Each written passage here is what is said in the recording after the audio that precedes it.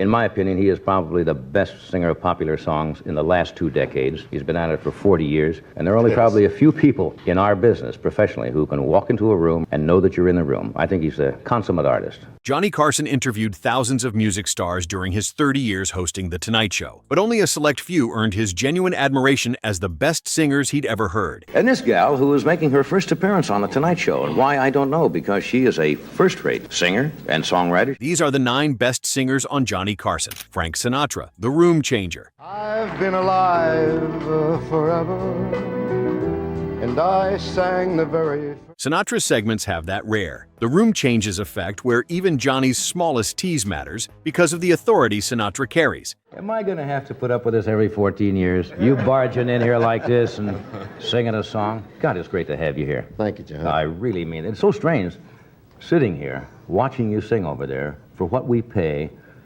You know, I said, my God, that's Frank Sinatra. Well, $320. How would you like it, Frank? Large bills? Dimes. Dimes? Who gives you dimes? Everybody. Carson's trust was so deep that he let Sinatra guest host an entire episode. The guest hosting privilege was reserved for only the biggest favorites. Hey, Frank, it's good to see you. I just was hanging around in the hall, and they said Frank Sinatra's here, and I've never met him, you know. And I get the chills. You'll excuse us, won't you? Certainly. Marco Mangananzo was hurt. Marco Mangananzo. Trombino Bombazzo. 2 bullets in the head Thursday. Johnny treated Sinatra's appearances like special events. The chemistry between them showed genuine mutual respect. Dolly Parton, the personal touch.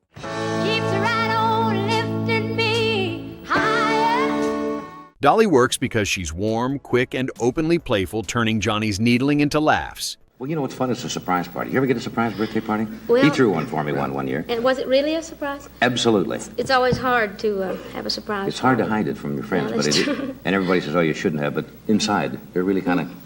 Yeah, like it a is kid, they're nice. thrilled. And everybody in my band remembered my birthday, and they all got me a card and a little gift. And that makes you feel real special. Yeah. Because I told them yesterday better. Or they'll be on a band by themselves. She brought something personal, like writing a song aimed directly at Johnny, making segments feel intimate. 12? Got 6 girls and 6 boys. And, of course, we were just farm folks. We lived on a farm all my life. That means everybody works. We all worked because you have to. I think that's why people in the country have so many kids. You don't want to hire help. So Easier to breed your own, I guess, huh? Would you like to have 12 kids, huh? I don't know. I'll talk about it later. Okay. No, I didn't mean there's nothing. No. The personal touches elevated her from guest to friend. Johnny's visible enjoyment made every Dolly appearance memorable. Johnny said the warmth between us felt genuine and not manufactured. Bette Midler, The Controlled Chaos.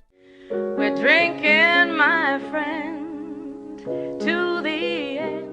Midler's appearances hit like controlled chaos, flipping from sincere to mischievous in one beat. I have a feeling Bette Midler is going to fit right into the aura of this show tonight. She's a very gifted young lady. I think she made one of her first appearances ever on television was on this show. And this is her, is this your first album, dear? Yes, The first album on Atlantic called The Divine Miss M. Would you welcome Bette Midler? Yeah. Have you changed much since I have changed. I am so embarrassed. I'm so embarrassed. I wish I had come out wearing my typewriter hat or some jokey thing. You know, I've gotten so sort of. You know, Johnny's best reactions come when he realizes she's already steering the segment completely. The show repeatedly described her as a personal favorite.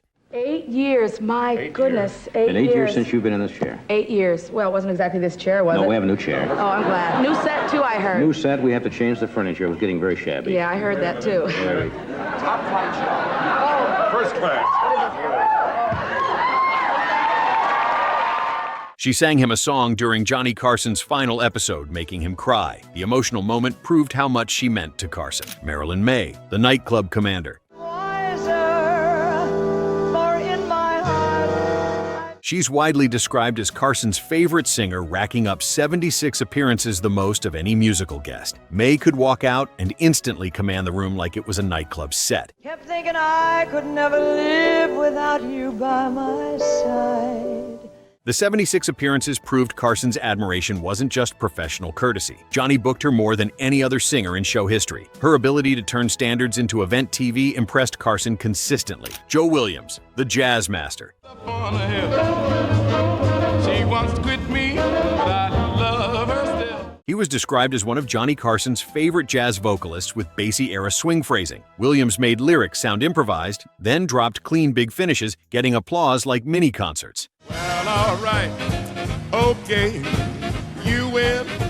The jazz background matched Carson's own musical preferences perfectly. Johnny's face lit up every time Williams performed. Well, all right, okay, you win. The smooth, loose, confident delivery felt tailor-made for late night. Tony Bennett, the classic headliner. I've gotta be me. I've gotta be me. Bennett's Carson sets work because he brings classic headliner polish, then softens it with unforced charm. John Hendricks, I think, is a phenomenal, different kind of jazz. You think it's just a matter of like a big record or something? That's what usually does it. It I believe so. catapults them into the public eye. You know, There's something that puts them in focus. Your first big record was Rags to Riches, Well, right? Because of You was the first. Because of You, right? Way back 50. Because of you, That one. there's a song in my heart. Bob Anderson, right? Bob Anderson. He's tied to the early identity of the Carson era and treated like a true institution. Johnny could riff instead of doing formal interviews. Yeah, A lot of goodies. they're all sensational. Do you see any upcoming young singers? I mean, in the style of singers. I mean, saloon singers. I'm not talking about the rock thing as much, but... Well, I think there's not so many new ones, but a lot of underrated singers, you know. Yeah. Johnny Hartman. Yeah. And, John Hendricks, I think, is a phenomenal, different kind of jazz. You think it's just a matter of like a big record or something? That's what usually does it. It I believe so. catapults them into the public eye. You There's know, something that puts them in focus. your first big record was Rags to Riches, Well, right? Because of You was the first. Because one. of You, Way right? back. The bookings felt like prestige events every single time. Carson visibly relaxed when Bennett performed. He's a beautiful looking guy with black hair and blue eyes, dark blue eyes. And he sang the greatest version of I'll Take You Home Again, Kathleen, that I've ever Real heard Irish of, tenor since type? John McCormick. I mean, Yeah. he tore the house. He got a full standing ovation. I felt like Don Rickles. That's Thought you were going to pick on this poor guy? I'll take it. And then just beautiful. it. It was perfect. The friendly chemistry made every appearance feel special. The segments combined performance with genuine conversation seamlessly. Steve Lawrence, the musical coach. For once in my life, I have someone who needs me. Lawrence is a perfect Carson favorite because he's so professional Johnny can play with him. The moments where Steve coaches Johnny through a standard become comedy gold. Tonight. This is crazy time. Oh, yes, how are you? I'm fine. You're looking well. You're looking well, too. Yes, I feel well. You look good. Thank you, sir. Get over last night? Yes. I understand you two were out together. Right? Oh, Party yes. last night? Yes. Yes, Ed and I were out last night.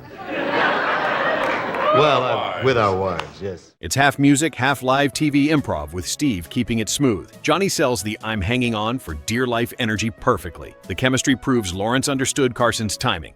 And I went out to Hollywood Park to watch her horse run. And Did he run all right? he came out of the gate. Good. He That's was. good. You're supposed to do that. Good. Sounds like a winner to me. Came out of the gate. Yeah, but, I mean, they said they're off, except one right now. Steve never made Johnny look bad, just helped him have fun. The musical coaching moments became a Tonight Show tradition. And she says, we can't do that. I said, why? She said, well, the horse is a gelding. I didn't know what that was. Do you know what You know what a capon is?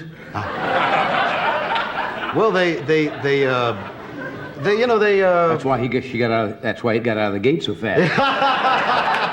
The professional respect between them was obvious. Willie Nelson, the casual hang.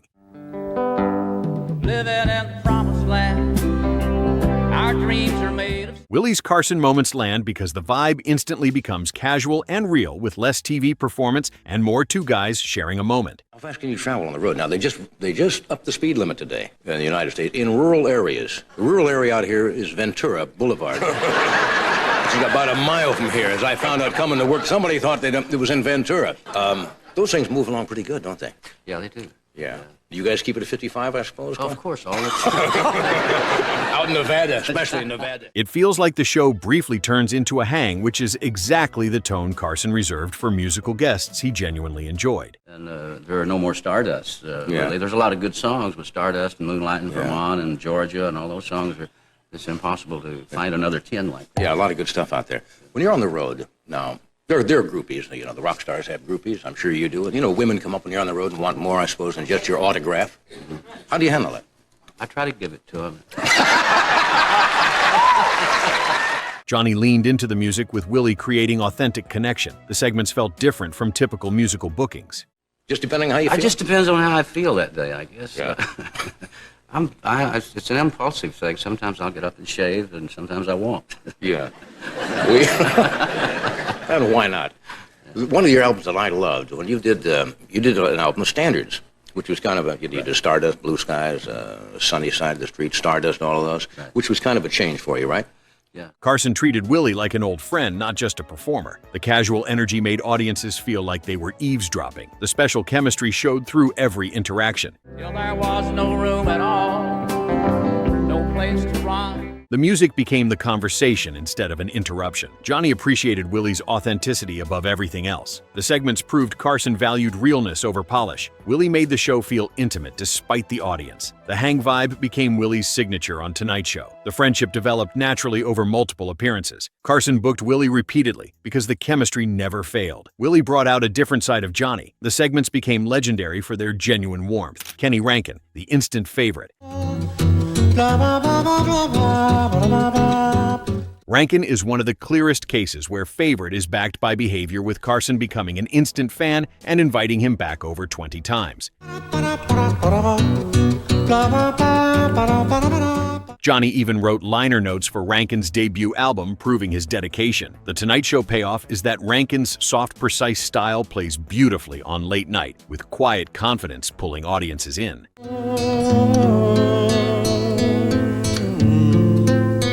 Carson championed Rankin from the very first appearance. The performances felt intimate despite the TV format. The liner notes commitment showed how seriously Carson took the talent.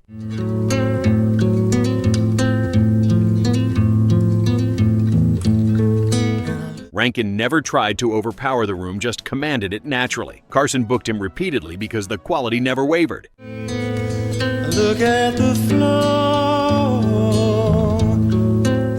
The soft style worked perfectly for late-night television. The discovery became something Carson remained proud of throughout his career. In my opinion, he is probably the best singer of popular songs in the last 2 decades. He's been at it for 40 years, and there are only probably a few people in our business professionally who can walk into a room and know that you're in the room. The chemistry between Johnny and Kenny felt effortless. Rankin's precision impressed Carson, who valued musical craftsmanship. Johnny made sure audiences knew Rankin was special. The bookings became a Tonight Show tradition. The quiet confidence matched Johnny's own hosting style perfectly. Rankin never needed big production, just his voice and guitar. Nobody told you.